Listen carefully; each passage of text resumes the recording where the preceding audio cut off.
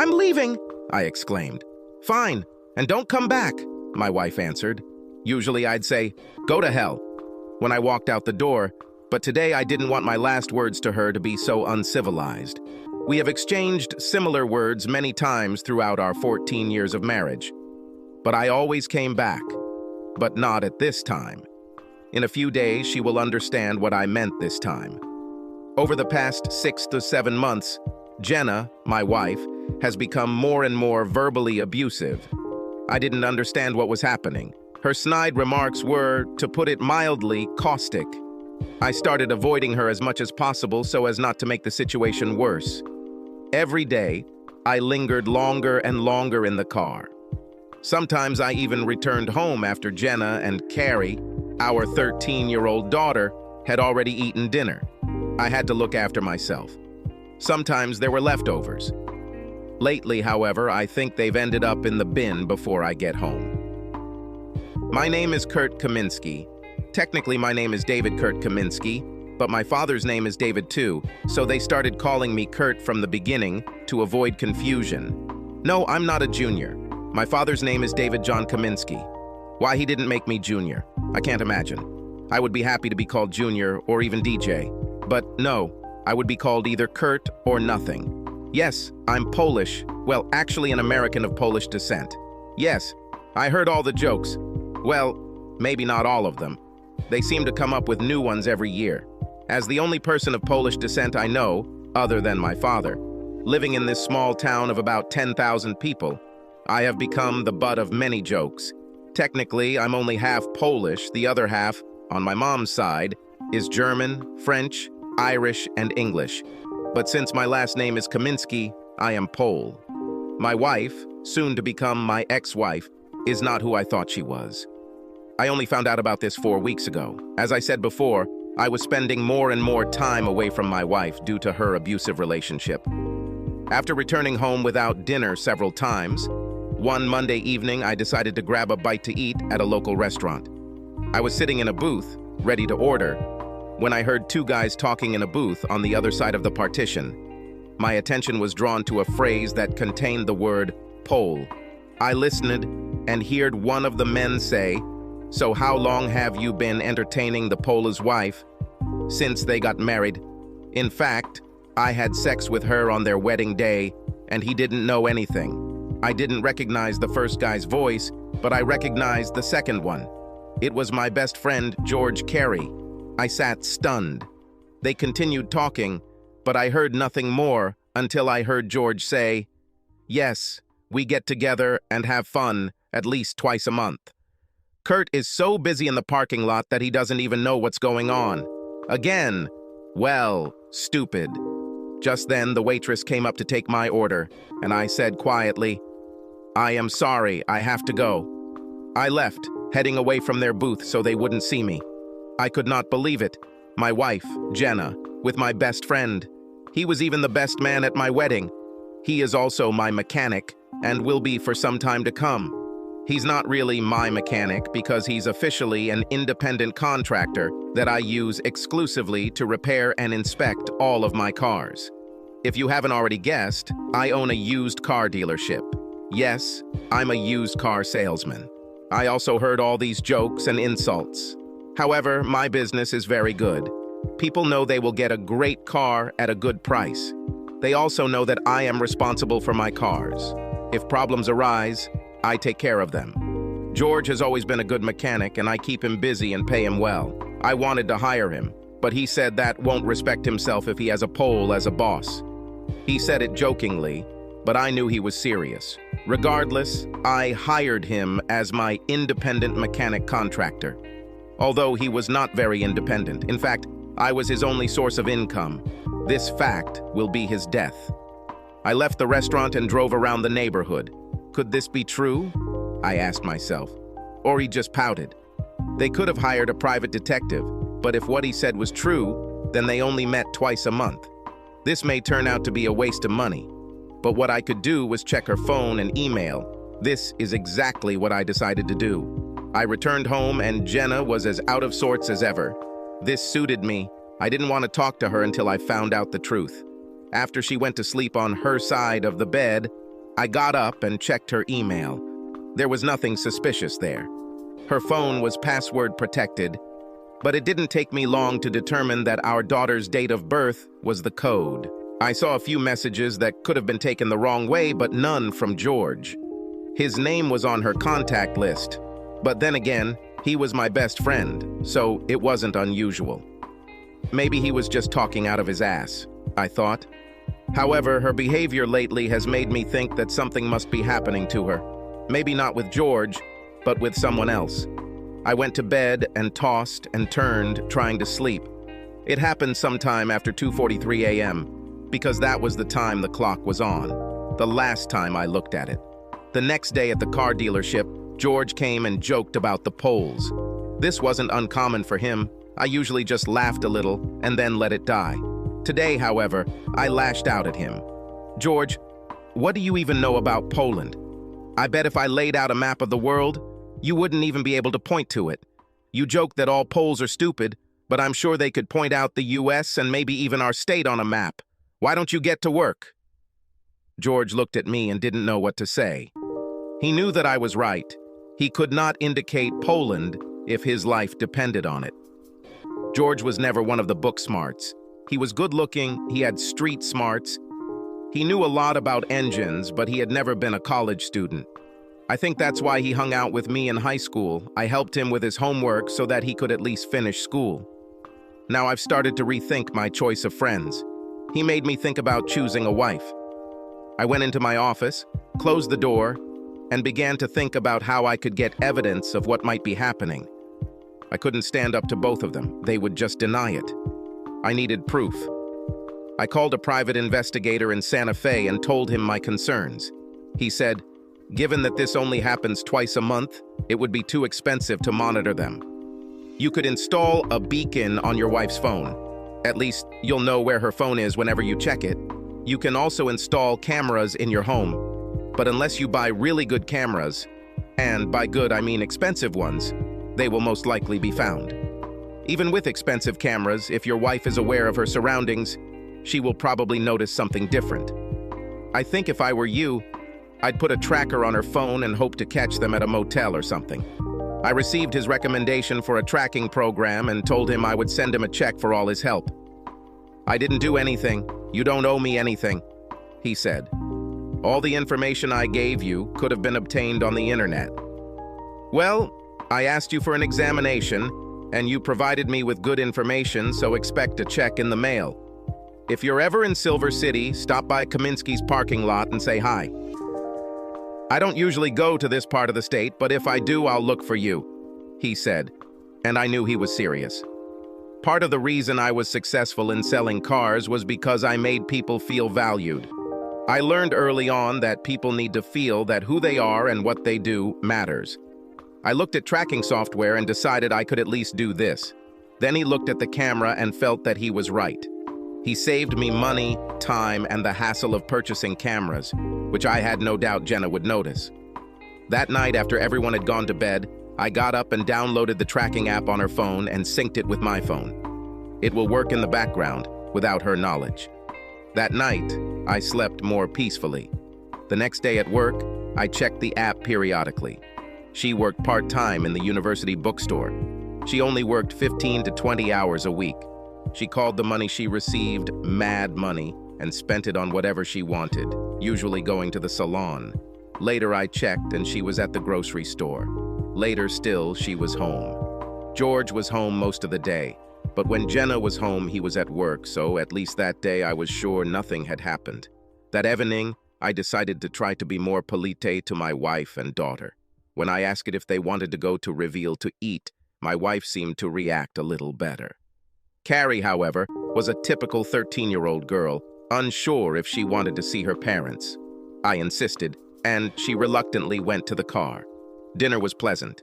I didn't fail to mention George in the conversation, and Jenna looked away, but quickly changed the conversation when she saw me looking at her, which increased my suspicions. I would like to know if what George said is true. I needed to figure this out somehow. That evening, I didn't check her phone. I had no luck checking her calls or messages, so she either deleted them immediately or didn't make them at all. As I got into bed, I said to Jenna, "Thank you for coming to dinner today." "Thank you, Kurt. It was a pleasant surprise." She looked at me and said with her gaze, "You might be lucky today." It's been a while, and like I said, we haven't been getting along very well lately. Jenna finished her nightly preparations in the bathroom and lay in bed, cuddled up to me. I had mixed emotions about possible sex with her. If she cheated on me, did I want it? I decided that until I had proof, I would let her initiate and reciprocate. I wouldn't take the lead. In the end, we did have sex, but it was very vanilla sex. No need to go into details. Well, at least I had fun. For the rest of the week, I checked the location of her phone and didn't see anything unusual. On Saturday evening, when she was already asleep, I checked her phone for messages or calls, and again, found nothing. I was close to convincing myself that George was lying through his teeth, trying to impress some guy with his sexual exploits. This was not the first time I knew this since school. I went back to bed and tossed and turned again. My subconscious wouldn't let me sleep. It was 2 in the morning, and I was lying there staring at the ceiling, unable to sleep, so I got up and went downstairs to get something to drink. I hope this helps me sleep. I sat with a glass of Jack Daniels and a Coke in one hand and her phone in the other. Then I decided to check her phone again. I entered the password, my daughter's date of birth, and opened the phone to her homepage. And then it hit me like an electric shock. Our daughter's date of birth was the key. The pregnancy was difficult. In fact, we thought we were going to lose her several times during the pregnancy. Something about her RH didn't match my wife's rye. It felt like my wife's body was fighting with the baby inside her.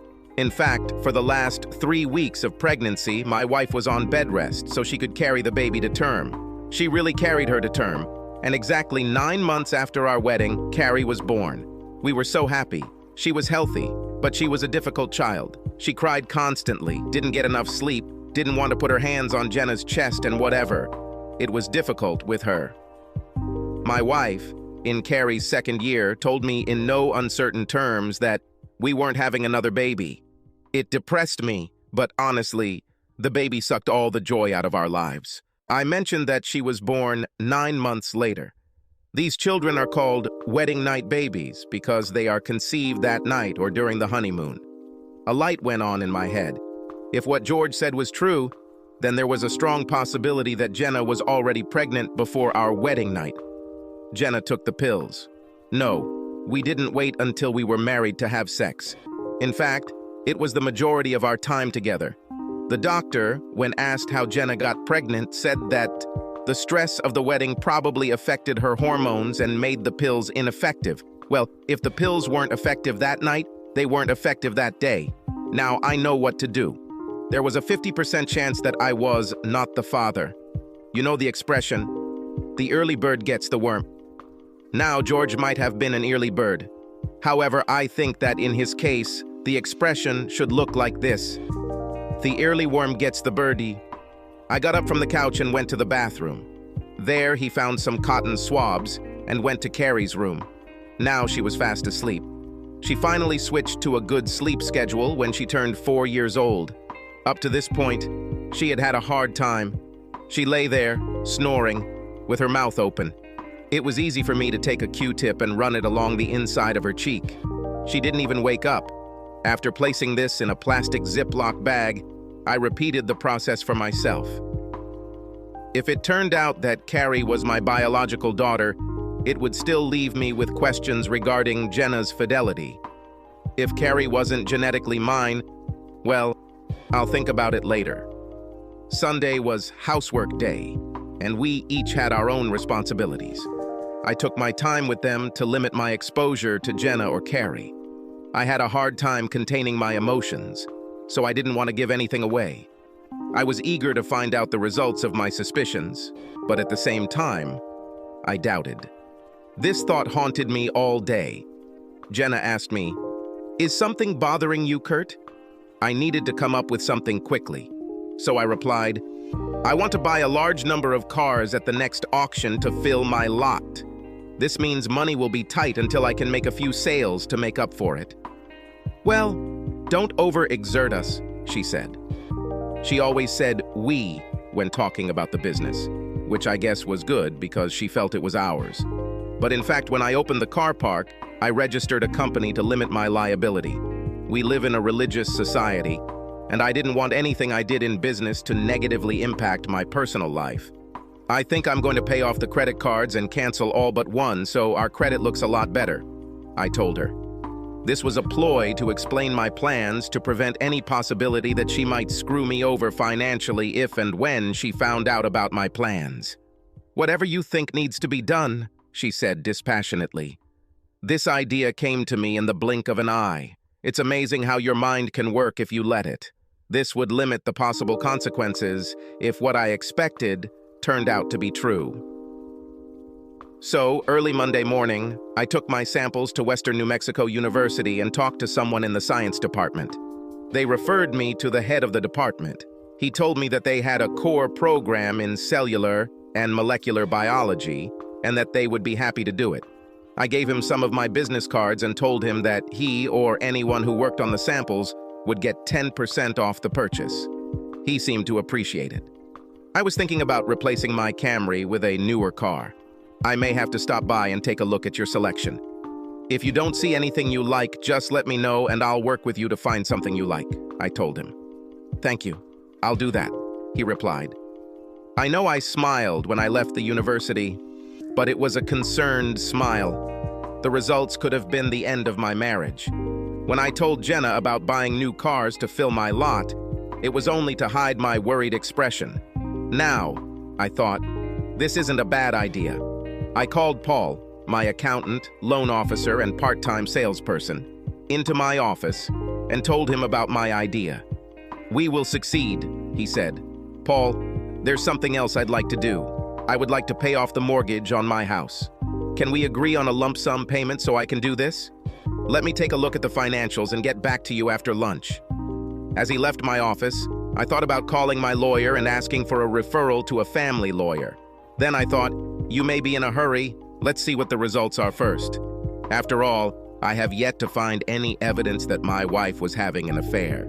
After lunch, Paul showed me the spreadsheet and we discussed next steps for both of my plans.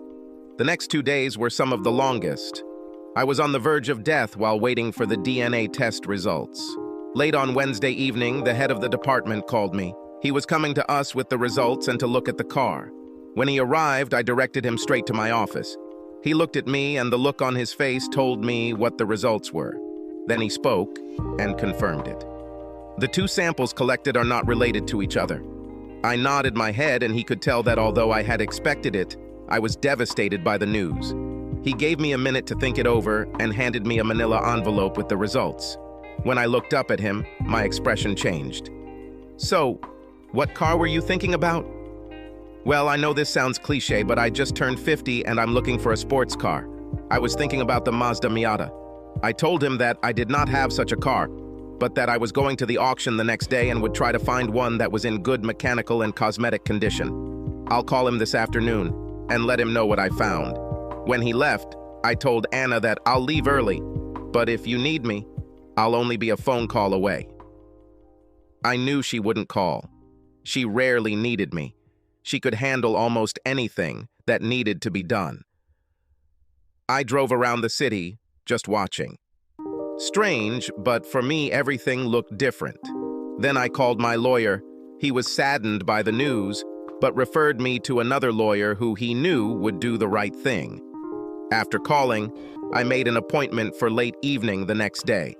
I had a snack at a restaurant and thought while I was eating, have I really wasted the last 15 years of my life? I couldn't even say that I even had a child from this marriage. Of course, I still considered her, to some extent, my child, but biologically, she was not. What should I do next? I knew I couldn't act like I didn't know anything. Of course, I wasn't ignorant before, but now that I knew, there was no turning back. One thing I knew for sure, George would pay. I didn't care that he had been my best friend for years. With friends like him, I could use more enemies. Jenna will pay too. I wonder if she knew Carrie wasn't mine. Even if not, she hid this secret from me. The secret of her sex on her wedding day with my best man, my best friend. Now I had no reason not to believe what I had overheard. She had fun with him at least twice a month. I started to feel angry, and before I got out of control, I needed to be alone, away from everyone. I should have called Jenna and told her I wouldn't be home that evening.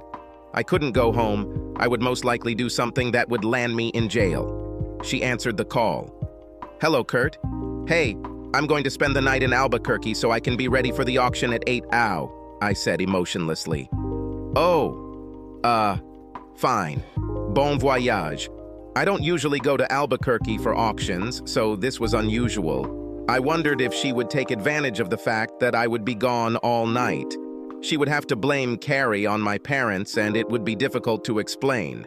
However, I will periodically look at her phone tracker throughout the evening to see if she has decided to go somewhere else. I followed the roads to Albuquerque. I wanted to buy at least 20 cars, including a Mazda Miata. I would arrange to have them picked up and sent to my lot after the auction is over. Now the question in my head was who to entrust their mechanical inspection to. I knew that George would not get any more work from me after his routine inspections and machine repairs were completed. When he hears that I bought 24 cars, dollar signs will appear in his eyes. How much he can charge me for all this work. However, this will not happen, and I will keep it a secret until the last minute. I needed to talk to one of the local auction dealers to see who would be good enough and reliable enough to inspect them before shipping them to our small town. I got to Albuquerque around 9 a.m. and checked into a Best Western hotel. Even though I was the owner, I could not allow the money for an expensive hotel to be divided from the company's accounts. The room was comfortable, as was the bed. That's all I needed. I am a simple person with simple needs. When I entered the room, I immediately checked Jenna's phone tracker.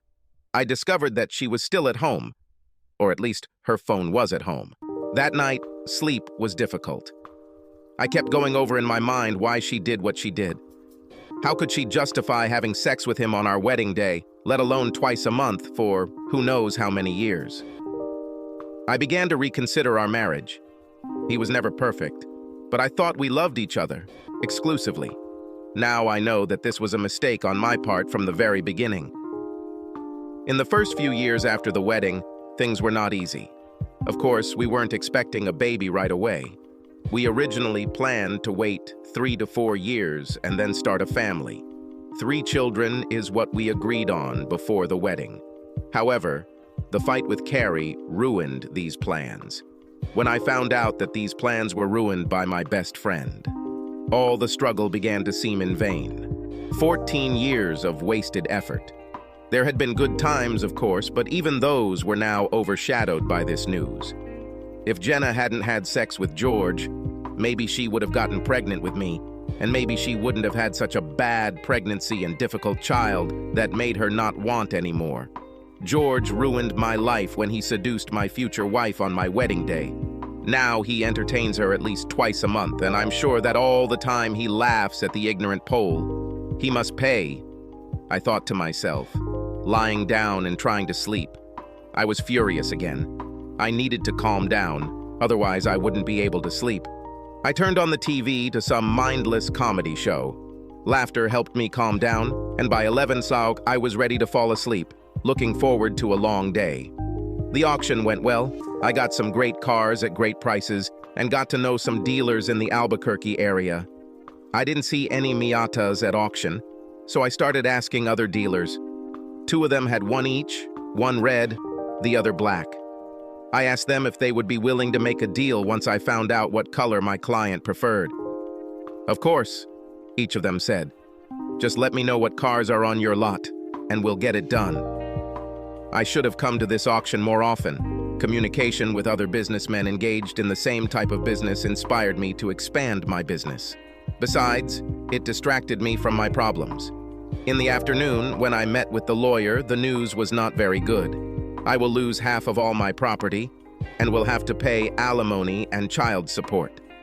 Child support for a child that wasn't even mine. Then I decided that I would not get a divorce. Instead, I'll leave her with George's baby. I would pay off the mortgage on the house. She could have stayed in it, but my name was the only one on the mortgage, so she couldn't sell it. If I moved out but continued to pay taxes and utilities, She wouldn't be able to resign and take the house. However, I had to decide what to do with my business. It was registered as a corporation, but somehow I knew that if I didn't do something to protect it, I could lose it. I needed to talk to my business lawyer about this. When I walked through the door of my house, I was exhausted from a long day, so I said to Jenna, "I'm tired. I'm going to take a shower and go straight to bed," and went to the bedroom. "Do you want to have dinner?" she called me. "No, I had a late lunch," I answered. At least she thought to ask. The shower was wonderful. It felt like my problems almost melted away. I had problems, but I was on my way to solving them. I fell asleep a few minutes after my head hit the pillow.